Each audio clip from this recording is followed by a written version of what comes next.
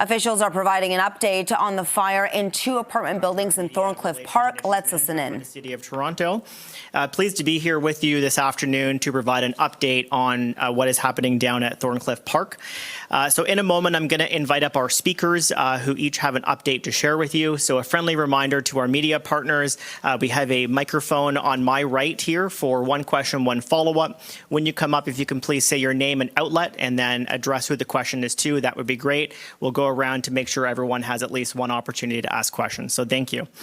So without further ado, I'm going to invite up our following speakers in this order. So we're going to welcome Chief Jim Jessup from the Toronto Fire Service, Kamal Gogna, who's the Interim Chief Building Officer and Executive Director from Toronto Building. Then I'm going to invite up Joanna Bevin-Desjardins, who's the Executive Director of Toronto Emergency Management. And then we're going to followed by Anne-Marie Thomas, who is the Director of Consumer and Industry Relations at the Insurance Bureau of Canada. So with that, Chief. Thank you, Russell. Good afternoon, and thank you for being here today. We continue to deal with an unprecedented and extremely challenging fire at 11 Thorncliffe Park Drive and 21 Overlea Blvd, involving 2 residential high-rise condominium buildings. The situation has tested every resource Toronto Fire Services has, and I want to begin by expressing our gratitude to all of the residents for their patience and understanding during this very difficult time. The fire began on November 27th, and despite continuous efforts, it remains active. The fire is burning deep inside a narrow gap where the 2 buildings meet. This space is so tight, between 25 and 50 millimeters, that firefighters cannot directly access it. Complicating matters further, this gap contains compressed wood material which burns slowly, making progress extremely difficult. From the very beginning, Toronto Fire Services responded swiftly, evacuating all 408 units when we had no choice but to do so, across both buildings due to elevated carbon monoxide levels and smoke. Firefighting operations are ongoing and will continue into next week. This is not just a fire department effort.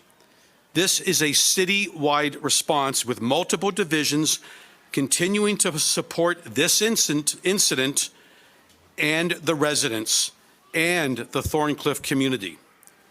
Our top priority remains clear: getting people back into their homes as soon as it is safe to do so.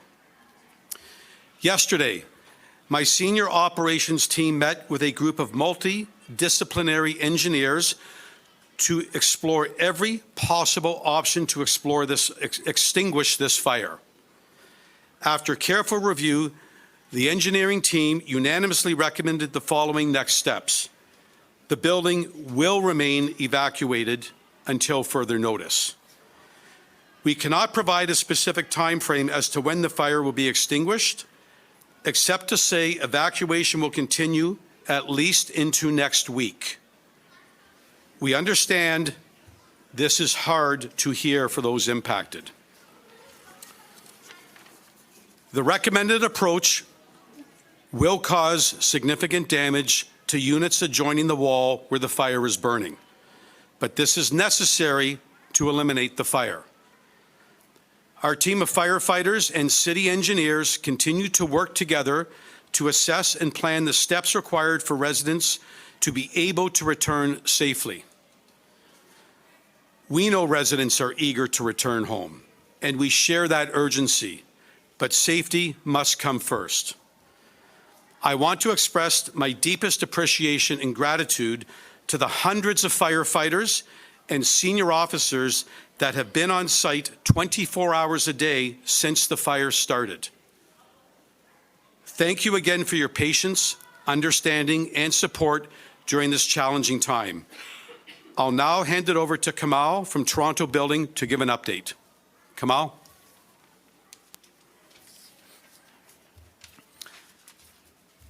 Thank you, Chief Jessup, and pardon my voice today, please. Good afternoon, everyone. Toronto Building's role is to help determine when it's safe for residents to return to the units with support and assistance from professional engineers. Since the start of the response, our staff have been working closely with Toronto Fire Services and emergency personnel to monitor conditions and review information as it became available. Over the past several days, engineers have been on site to carry out initial investigations from areas that are safe to do so.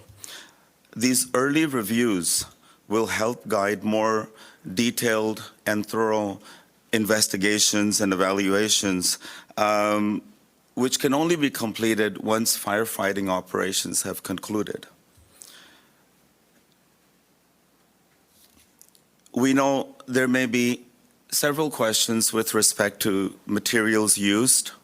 However, as firefighting operations are currently continuing and the engineering assessments are ongoing, it would be premature for us to comment on the materials. More information will be provided and shared with you once the engineering assessments are complete.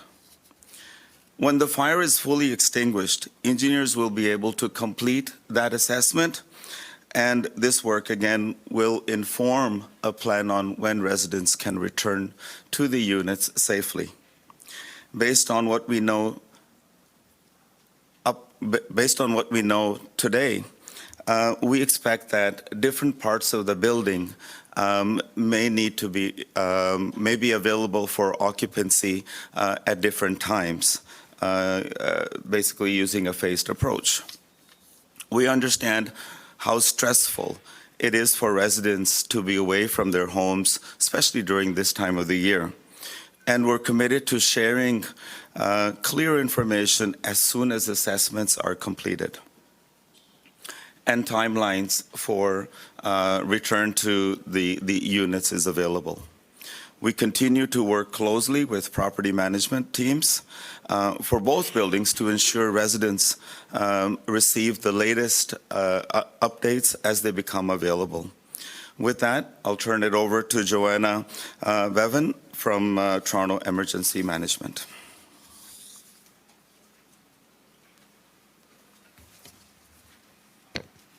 Good afternoon, everybody.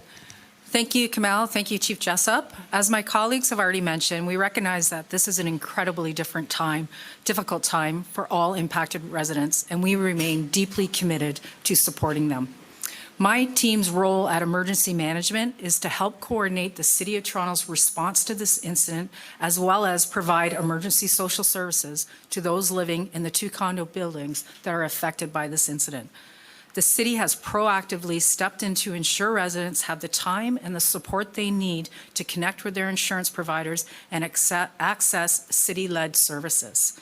We're proud to play a strong supportive role in helping these residents navigate this difficult period and begin their recovery with confidence. We are continuing to work very closely with the Canadian Red Cross to ensure residents have access to emergency supports, including hotel accommodations, food, basic supplies, and financial top-ups to help cover costs while they're out of their homes. I also want to say, on behalf of the city, I would like to thank the Neighborhood Organization, a community-based agency which has been supporting the residents with wellness checks, personal support and mental health services, as well as distributing 150 hot meals for seniors while they're out of their homes. Their support for these residents during this challenging time is greatly appreciated and has not gone unnoticed. As we have been communicating since the beginning of this event, residents must be working closely with their insurance providers to determine what supports are available to them as part of their personal policies. We are continuing to reach out to the residents to verify their insurance status and understand their ongoing needs. And we will continue to work with the residents who have extenuating circumstances. I'll now hand over to Anne-Marie Thomas from the Insurance Bureau of Canada. Thank you. Thank you, Joanne. Good afternoon, everyone.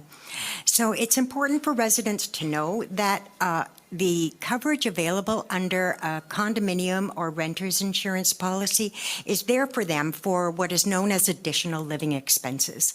So any expenses that you may have incurred as a result of being displaced, please keep your receipts and, you can provide those to your insurance company. Reach out to your insurance company. Your insurance company will assign an adjuster, and that adjuster will walk you through the process and let you know all of the things that you need. But it's really important, keep your receipts for anything that you've had to lay out in terms of cash as a result of this event. Insurance Bureau of Canada's Consumer Information Centre can be found at ibc.ca. We are staffed with many insurance professionals that are there to answer your questions. I understand some of you may not know who your insurer is, etc. Reach out to IBC. They can maybe help you work through the process of finding out exactly who you are insured with. Thank you very much. Thank you, everybody. We will now turn to questions. Hi, Janice Golding from CTV News Toronto. I'm assuming you've brought the insurance person here because you've had a lot of people coming and claiming refuge with the city. I'm trying to figure out exactly how much this is actually costing. As it stands, it's been 6 days, I think, where you've been housing people in hotels. Can you tell us exactly what kind of a dollar figure we're talking about here?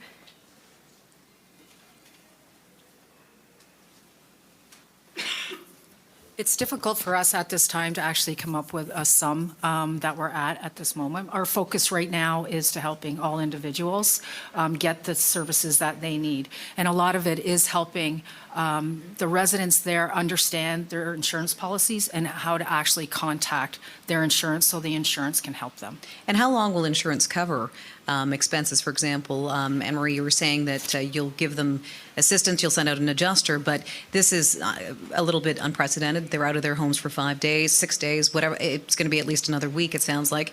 How much will you cover in a circumstance like this? Yes, so each home tenant and condo insurance policy, as I mentioned, has coverage called additional living expenses.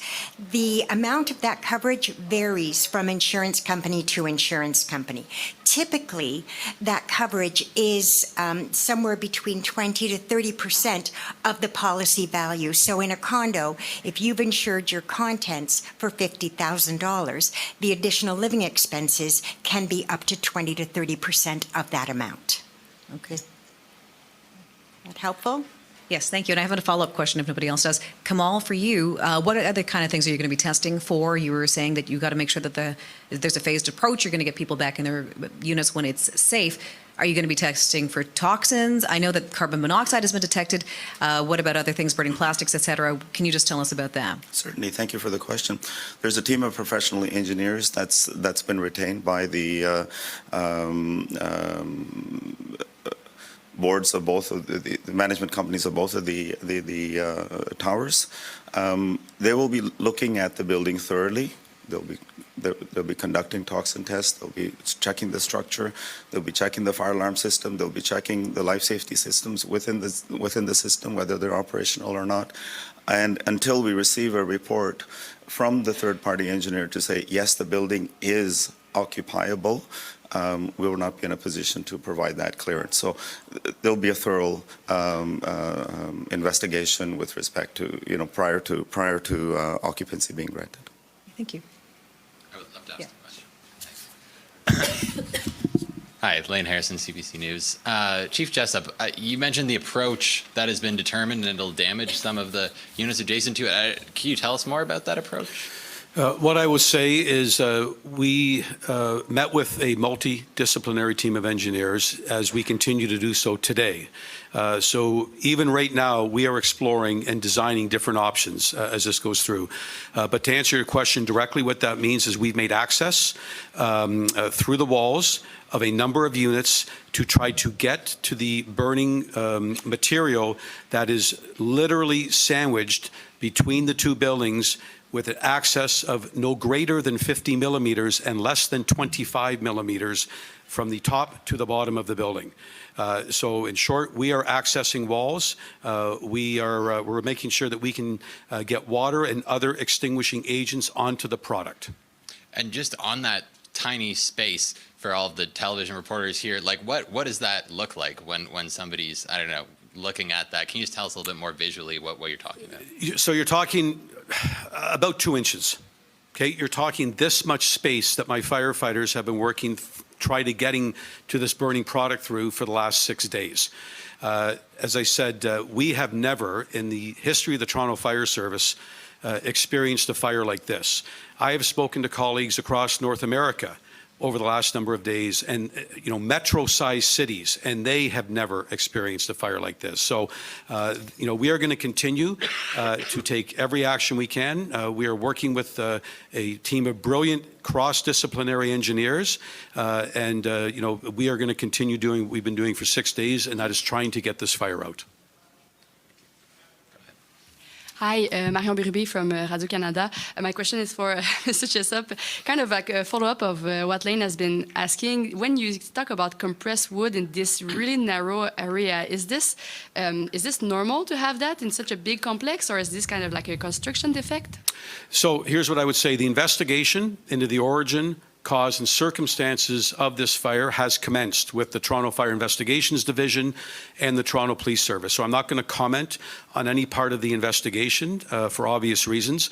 And as our interim chief building official just mentioned, they also are demanding third-party engineer assessments. So we're going to let the investigation play out fully and completely, so to maintain the integrity of the investigation, and then the Toronto Building Department will obviously receive the information from the third-party engineers. And you talked about approaching the units. So I was just wondering, for those units owner, what kind of damage can they expect to have? Just destroyed walls, more than that? So I'm going to be very honest. We have water damage throughout the building, for obvious reasons. And those units that we are trying to access this material to extinguish, there will be damage to walls. There will be holes in walls as we try to put our hoses through. As I said, the team that has been working 24 hours a day on this is engineering through now into garden hose length, because our fire hoses can't even access the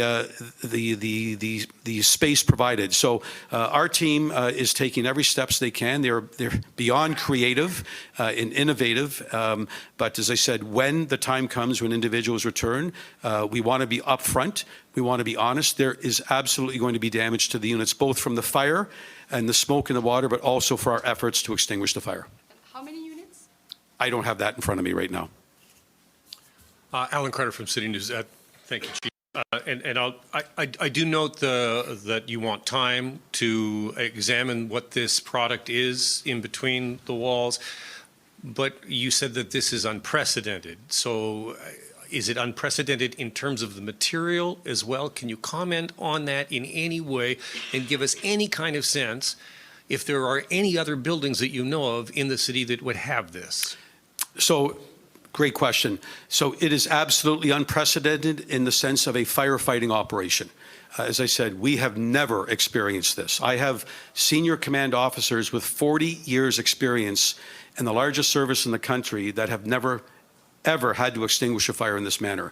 And I have no way of knowing, nor would I guess, on how many other buildings may have the same material. I think at this point we need to allow the assessments to happen, the investigation to complete, and the other city divisions to complete their work. Could I just maybe get a sense of timing on the investigation, considering that this may be a public safety issue across the city? No, so I will speak to the investigation from the fire safety, from the fire services perspective. As you well know, investigations quite often take a number of months. The reason why, since this started, that multiple city divisions have been engaged, including Toronto Building with their engineers and with the Toronto Fire Protection engineers, is for that very reason, public safety. So that is top of our mind. But You also, I would appreciate the fact that we have over 3,000 high-rise buildings in this city, and it would be irresponsible for me to, at this point, to comment on what we don't know. So the investigation will take several weeks, if not months, to reach a conclusion. But if there is a public safety issue that is determined at any phase of that investigation, Toronto Fire, Toronto Building, or any other city or agency or division that has authority over that would take immediate steps, and we would certainly take action. Thank you. And if you'll indulge me in just one more, an update on those numbers that we got Monday, I believe 141 households being supported by the Red Cross, 293 people in hotel rooms. That's the numbers I had. Do you have any updated numbers you can provide for us? Yes, I do. Thank you for the question. We have 119 hotels are occupied right now, and it's serving 173 households. And that equates to just under 300 people. 370, to be exact, 370 individuals. You're welcome. For the Chief, Steve Ryan, CP24. Appreciate your efforts, by the way, Chief, of you and your crews out there. Is it possible that this fire can burn itself out, if you will, and what would change your take or your attacking this thing if, in fact, it can burn itself out? Does that change the strategy at all? So, a great question. So, any fire, at the end of the day, if there is no combustible material to burn or there is no fuel source, will burn itself out. You can think of a campfire. At the end of the day, the campfire will go out. We are not, obviously that is not being contemplated at this point in time. Again, given the large area of this product, and again, the evening that the decision was made to evacuate the residents, which again was not taken lightly, we had carbon monoxide levels ranging from 600 to 800 parts per million. It was changing on every different floor level. We had smoke levels changing on every different floor level. So in theory, based on the fire tetrahedron, yes, when there is no fuel, it could burn out. But I wouldn't even want to speculate on how long that could take. Our goal from Toronto Fire Services is to extinguish this fire as quickly as possible, to work with our interdivisional city teams, and to get people back as safely as we can. Thank you. Just another question on timelines. It sounds like some of these units are going to be uninhabitable for quite a long time, depending on what happens. I'm just wondering, I know that the timelines are hard to pin down, but are you essentially going to have to tell some people they won't be able to move back into their units? Like, do you have a sense of how many people are not looking at a weeks-long stay at a hotel, something much longer? So I will start and then turn it over to Kamal in terms of the rehabilitation. So again, what we are saying is right now firefighting operations are going to continue into next week. The building will remain evacuated into next week. I don't want to speculate beyond that, and I don't want to speculate how long any persons may be out. Again, once the fire is extinguished, Toronto Building will exercise their authorities under the Building Code and Building Code Act to make sure it is safe to return to do so. I'll just add to that, as I mentioned in my remarks, that engineering assessments are ongoing and further detailed assessment is still required. But if there are parts of the building that are damaged, as the chief alluded to, due to fire damage, units may not be immediately accessible for occupancy. The magnitude of the work that is required in those will really depend on the assessment that comes back. They will outline what work is required to be performed, and that will determine what that phased occupancy looks like. So we'll be in a better position to provide a timeline down the road, but that work needs to conclude first. And with respect to hoteling, I'll turn it over to Joanna. Sorry, what was the question? Just to give a sense of the timeline for how long people may have to be out of their units, and is the city prepared to house people for months? I was also wondering if there are people if you have a sense of how many people are actually fully uninsured and would require sort of long-term support. Right, so we wait on the decision from Toronto Fire and Toronto Building as to when people are allowed back in. But in the meantime, our focus right now is to ensure that people, especially the ones with higher needs, are getting the services that they require. We have been very active in helping the residents there that have insurance, help them maneuver through the insurance. It's very important for the ones that may have the damage to their units to really get in touch with their insurance now to start that process. I can't tell you right now exactly who has insurance and who doesn't has insurance. There are some dynamics to this. Some are condo owners that actually live in their condos, whereas some are renters. And so with that comes different obligations when it comes to insurance. If someone isn't insured, does the city sort of step in to sort of help out? Like, what happens if someone doesn't have insurance? So that's what we do. We do a case-by-case basis. You know, just because they don't have insurance doesn't mean that they can't support themselves. However, that's what we look at. You know, if it's deemed that someone cannot support themselves, then definitely the city will help and surround them with the type of services that they require. Okay, everybody, thank you so much for coming out, and we look forward to hearing from you later. Thank you.